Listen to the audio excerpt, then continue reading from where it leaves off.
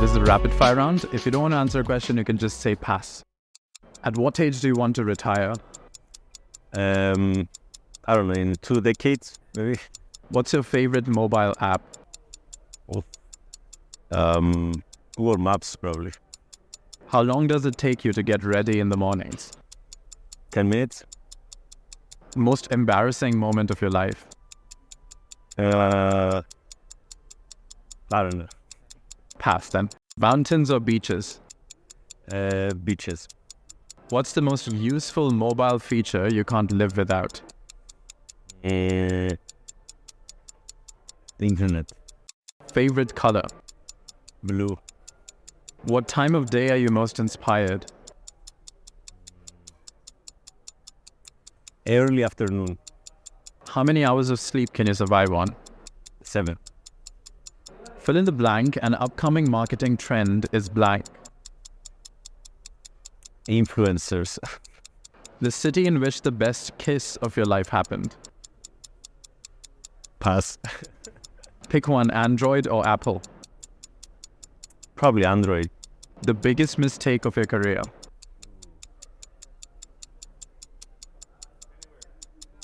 Pass.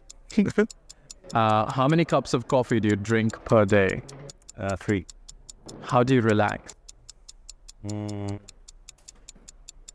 By sleeping. A habit of yours that you hate. A habit of mine that I Hate. hate. Working too much. The most valuable skill you've learned in life. Never give up. Cities or countrysides. Cities. And the last one is your favorite Netflix show. I cannot remember if Black Mirror was on Netflix. I don't think It is, yeah. Black Mirror. Well, that's the end of the rapid fire round. These other questions are long questions now, and you can answer them with as much ease and time as you like. The first one is, with the increasing use of AI and machine learning in the telecom industry, what are some new privacy risks that users may face, and how can we mitigate them? Right. So, I mean, if I take in general AI, not specifically for telco or not, I would say that there are several challenges that have to do with attackers trying to kind of reverse engineer your data or your models that are being deployed. And this depends on where the attackers are, if they're in the network, if they're on the servers, if they're on the user devices. And then the types of attacks can be trying to reverse engineer your data, trying to understand what properties the model has. Now, what we can do about it is we have these different, let's say, techniques or methods that you can modify the model when you're training these machine learning models. You can, let's say, influence the model to not learn exactly the data of the user. And therefore, if an attacker tries to infer something about the user data, they will not be able to distinguish. They won't be able to understand exactly. Now, as you understand, it's always a trade-off between privacy and how good a model is. So, if you are suspecting that your infrastructure or your AI models will be attacked, you have to protect them with more severe methods, which may have problems with respect to scalability of the models, and might have problems of utility, like how good the models are. So it's always a trade-off between the two. A balancing act. Yeah. So with the rise of 5G and 6G networks, what are the biggest security and privacy challenges with those? So what I'm expecting is that with 6G, we will be seeing a lot more, so we will have more sensing of the users and the devices that they're using. We will have smart buildings. We will have so many things that are sensing the environment and us as well. being inside these environments. And therefore, I'm expecting that moving beyond, the, let's say 4G, going 5, 6G, users will need to be definitely much more educated and aware that there is a risk of privacy, right? Just think about the scenario of you being more easily localized, no? In 6G, there are technologies that will be able to understand where your hands are, We're not talking about like where you are as a person, we're talking about, So we are expecting that we will have this type of capabilities, and therefore it increases the challenge of how do you protect this property of privacy. And what people are suggesting is that we do that at the physical level. So we shouldn't be expecting, or we shouldn't wait for the data to be collected and go into some servers or whatever and then analyzed. We need to protect the user from the point of view of privacy security at the moment when the data are being created. And that's why we are proposing also various methods that are more what we call distributed privacy preserving machine learning methods, where you do these things at the edge or even at the user device, and you try to protect these properties at the source. And in what ways can AI be used to enhance cybersecurity? So one way to think about it is that the AI is a powerful, let's say, tool, right? And we can use it to protect the user's privacy and the security by detecting such attacks, right? So in the same way that an attacker can try to attack a model and try to understand if I am here, if I'm there, and so on, I can also have an AI module trying to detect the attacks. So it's a very, very powerful kind of a tool to do. You can detect anomalies in the network that in the past, were done with heuristics, with manual rules and stuff like that, which are very rigid. They cannot be adapted quickly, right? So with AI, you can, of course, given the access to proper data to train the models, you could build these powerful tools that can detect the attacks, can detect novel attacks when there are some anomalies. So there is this duality of the thing. It's not just bringing, let's say, bad things, right? It also brings this power to both the users and the providers. So, and how about blockchain? The emergence of blockchain technology has been hailed as a potential solution to data privacy concerns. How do you see blockchain being used in the telecom industry to protect users' privacy? So the way I see blockchain is blockchain technology is, let's say, you're having some sort of distributed ledger that tries to keep tabs of things, access to data or something like that.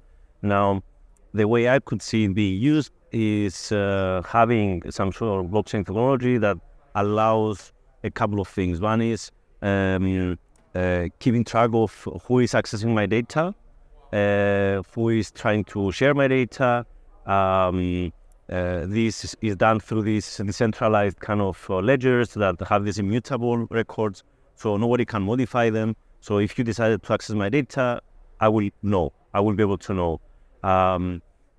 Also, you can use blockchain technology. There is this concept of smart contracts, and all these things that I just mentioned earlier can be dictated by smart contracts. So there are these, let's say, tools, these automation methods that blockchain technologies can offer.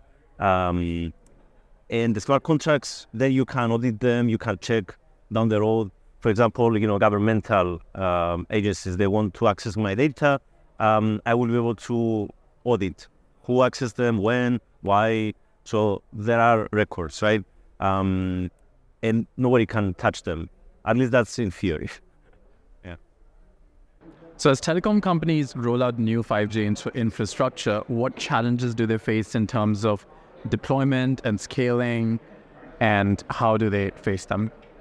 Well, what I see is that we have this, for example, for 6G, right, 6G, we will be seeing a much larger scale of a necessity of large scale infrastructure, right?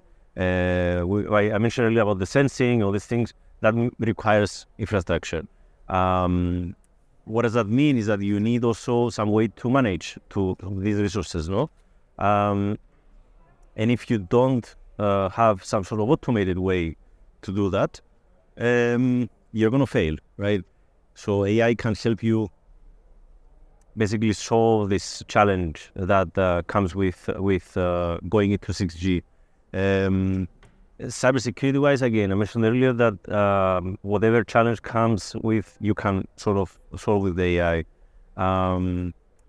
We also have this opportunity for doing the what we call resource management, reallocation of let's say bandwidth or of network infrastructure, because you can use it as a service. We have this concept program with Telefonica Networks as a service. There will be in the future a security as a service. There will be all these concepts of providers that could be for markets, it could be for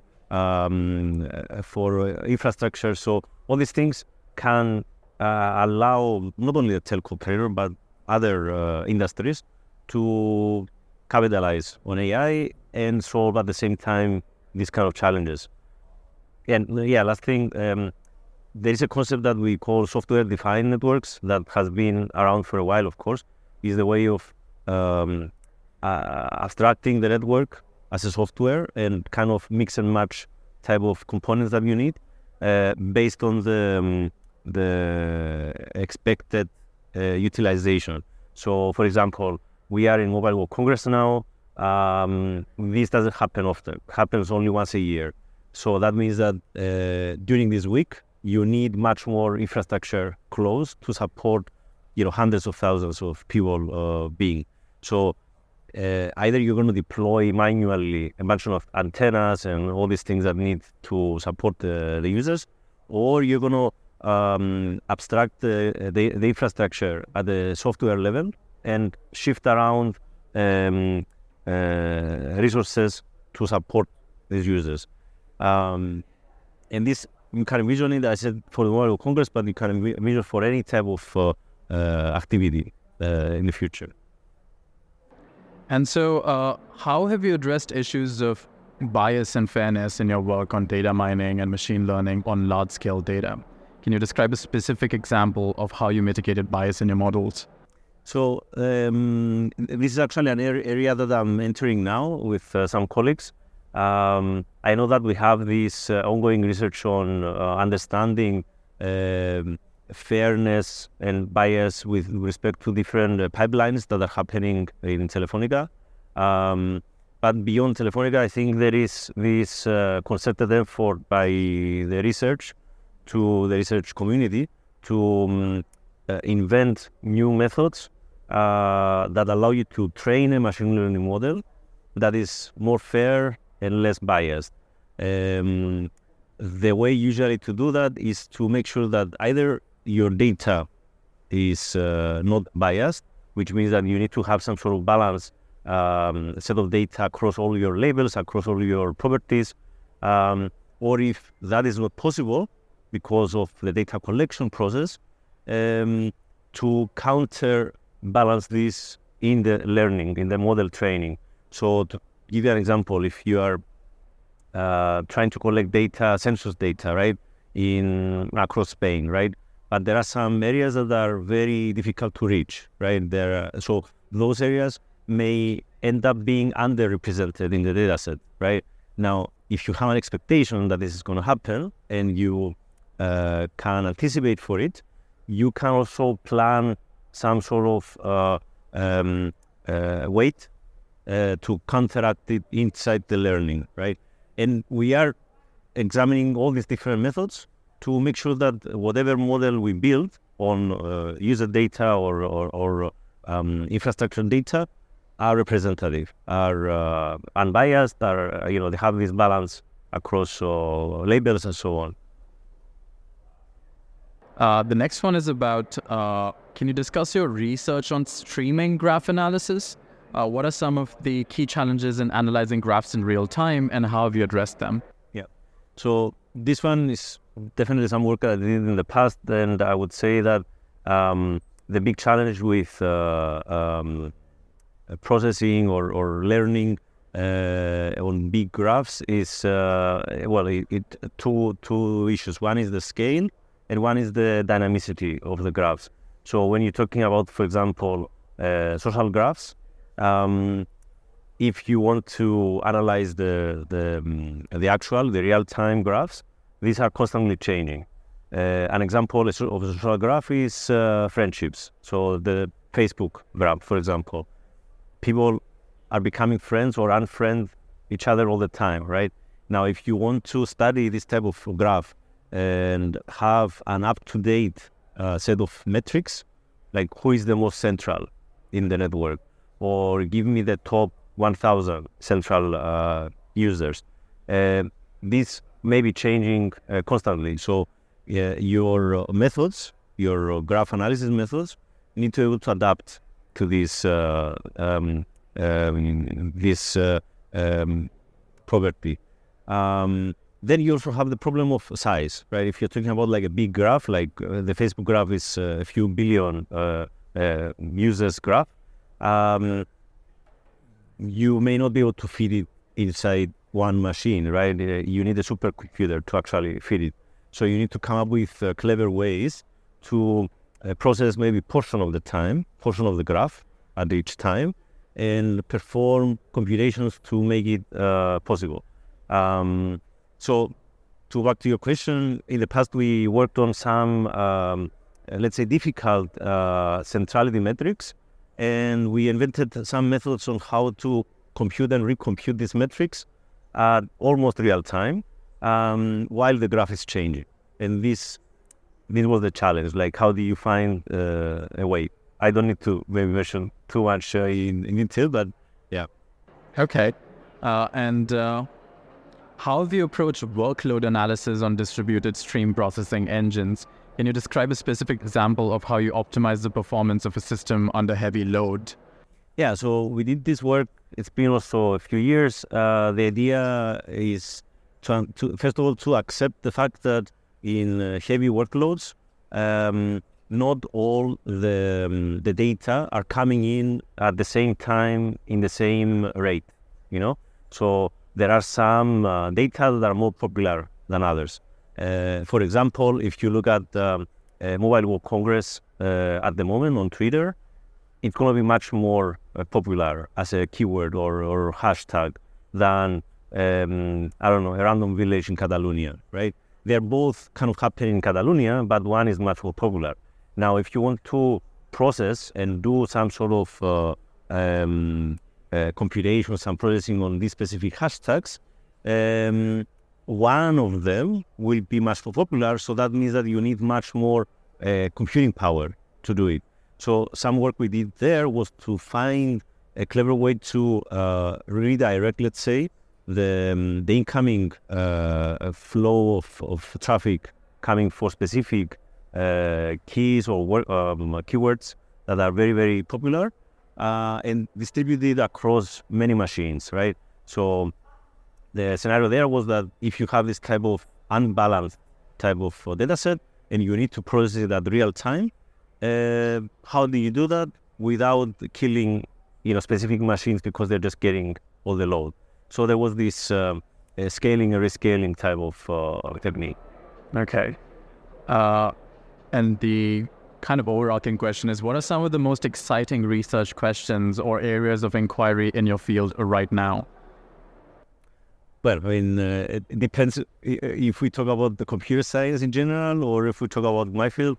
I think in my field, I'm focusing on security and privacy in AI and the web. We have these techniques on privacy-preserving machine learning. We are looking to federated learning. So I'm doing a lot of work on that, and I think it's one of the very, very promising ways to train AI models at the edge, the user's devices, and so on.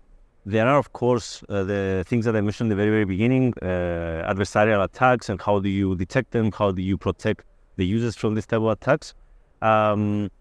Then there is, if I kind of step away from the security and privacy, I think there is the general concept of quantum computing, which is becoming more and more of a reality. People are looking into it much more, as well as something that's also relevant to 6G, which has to do with coming up with ways to communicate between point to point in a very, very fast way. We are talking about reaching terabit type of speeds. There were some reports recently from China, I think, that they achieved it, but we're talking about having it in a production level. We're still experimental. So figuring out how to do this high bandwidth and low latency type of communications. And also the infrastructure point of view, so edge to cloud, and how do you move computation from the edge to the cloud and back and forth. So we actually have some projects that are, let's say, focusing on figuring out that, because the traditional way so far was, okay, let me collect everything to the cloud, compute it there, and then maybe I'll send to the devices. But people discovered that you cannot do that. It is not scalable. So let me push something back to the edge. So there is this edge to cloud type of new way of thinking, no? And that means there is a lot of research to be done at the edge to understand what we can do, how we can optimize the training of the models. There is a lot of work to be done how to optimize computation at the cloud, and this moving back and forth, right, to orchestrate this workflow. Okay, so the last question is more of a personal kind. What would you be doing in your life if not this right now? Probably singing and dancing.